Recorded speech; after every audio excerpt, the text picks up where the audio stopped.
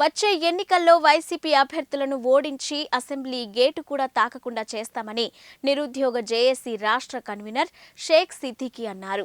ఇక కృష్ణా జిల్లా అవనిగడ్డలో డీఎస్సీ అభ్యర్థులు నిరసన కార్యక్రమం నిర్వహించారు.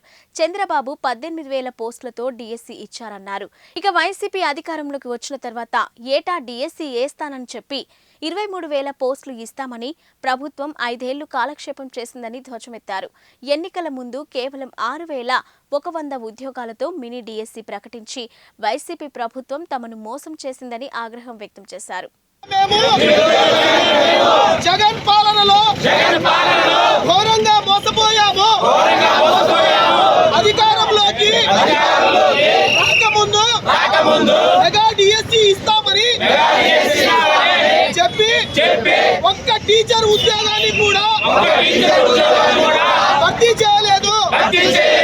ప్రతి ఏటా జాబ్ క్యాలెండర్ పోలీస్ ఉద్యోగాలు ఇస్తామని చెప్పావు. నాయకుడు మాట నిలబట్టలేకపోతే కాలర్ పట్టుకొని ప్రశ్నించమన్నావు.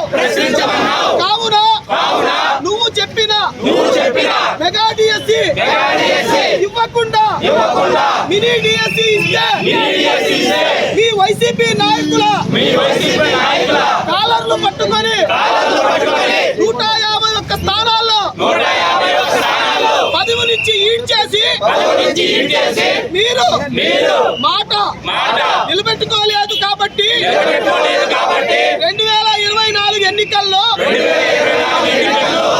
చిత్తుగా ఓడిస్తామని నిరుద్యోగులమైన మేము ప్రతిజ్ఞ చేస్తున్నాం.